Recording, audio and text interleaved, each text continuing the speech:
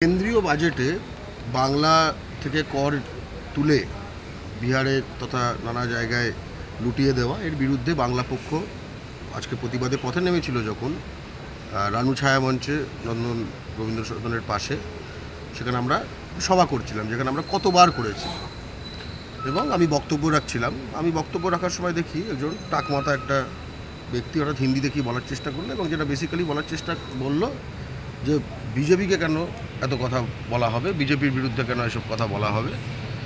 তারপরে আমার সহযোদ্ধারা তাকে বলে যে এখান থেকে সরে যান ইত্যাদি। আমি আমার বক্তব্য কন্টিনিউ করতে, তারপরে যেটা আমার কাছে জানা যায়, আমি একটা তৈরি হয়, জটলা তৈরি হয়, যেখানে আমি বুঝতে পারি যে সে বাঙালিকে, বাংলাদেশি একদম ওপেন অন ক্যামেরা, নানা রকম মিডিয়া ছিল, মিডিয়া ছুটে যায় বলেছে।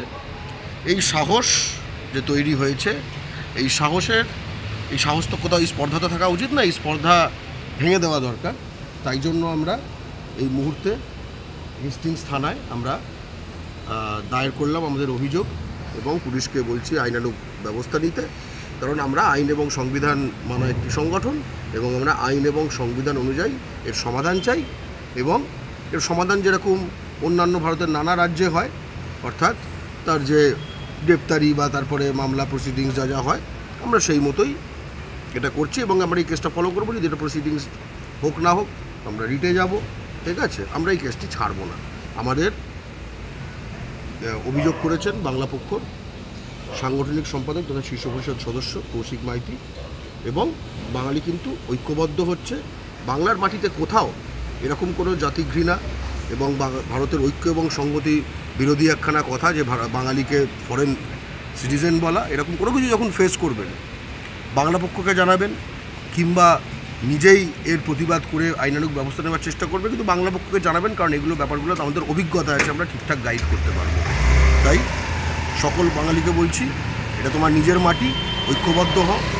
আজকে যদি ধরো বাংলা পক্ষ মিটিং করছিল, আজকে যদি ধরো বিহারে মিটিং হতো বা মহারাষ্ট্রে মিটিং হতো, সেখানে ধরো রাজ ঠাকরে বা উদ্ধব ঠাকরে বা বাল ঠাকরে বলছে, মারাঠি জাতির যারা সংগঠনের নেতা, অথবা চিরাগ পাসওয়ান বলছে, যে বলে বিহার ফার্স্ট, বিহারি ফার্স্ট।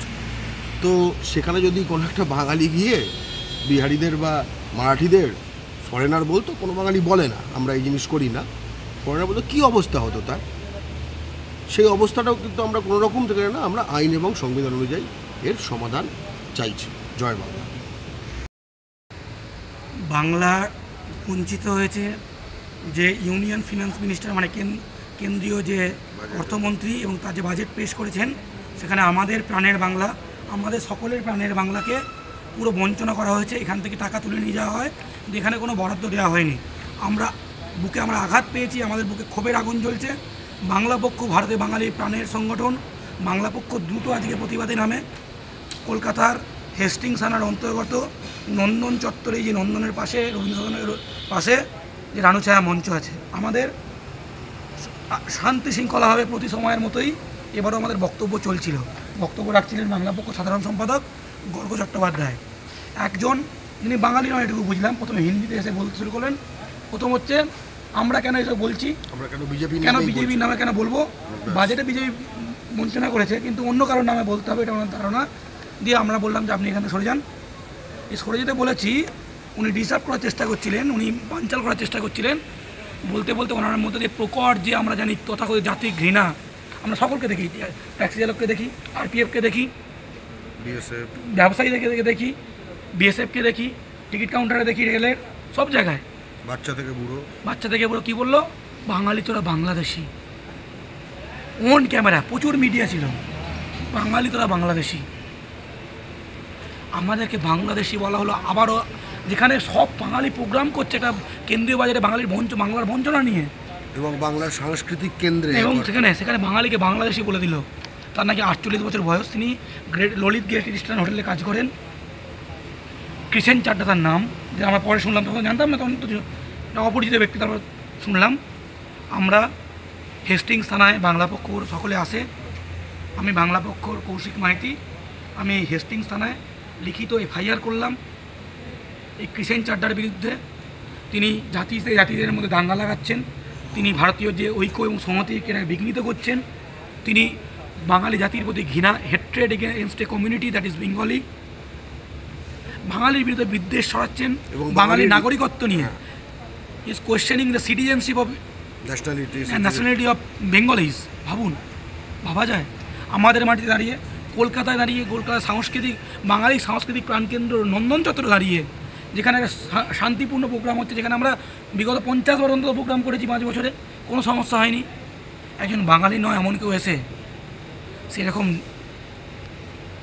ব্যাপারটাকে অশান্তি সৃষ্টি করলো, বাঙালিকে বাংলাদেশি বলে দিল। আমরা ভারতের যে নতুন আইন, যে ধারাগুলো তৈরি হয়েছে তার ভিত্তিতে, যেটা আগে ছিল 153B, জাতি ঘৃণা, ভারতীয় রাষ্ট্রের ঐক্য, সংস্কৃতি নষ্ট, সেই যে এখন প্যারালাল ধারাটা হয়েছে, যে ভারতীয় ন্যায় সংহিতার যে ধারাটা হয়েছে, সেই ধারায় আমরা মামলা চাইছি, আমরা এফআইআর করেছি। এবং সেই 4টা এখনো ভেতরে আছে থানায়। আমাদের সঙ্গে অনেক, ওখানে বাঙালিকে বাংলাদেশি, থানায় আসতেই কিন্তু হাওয়া বেরিয়ে গেছে। এখন অনুনয় বিনয় করছেন, কিন্তু বাঙালি আর কিন্তু ভুলবে না। এখানে থানায় এলে অনুনয় বিনয়, আর বেরিয়ে গিয়ে বাঙালিকে বাংলাদেশি, বাঙালি মাদার ব্যান, ওই ক্ষমা এ করে সময় করেই জিনিস শেষ। মাথায় উঠেছে।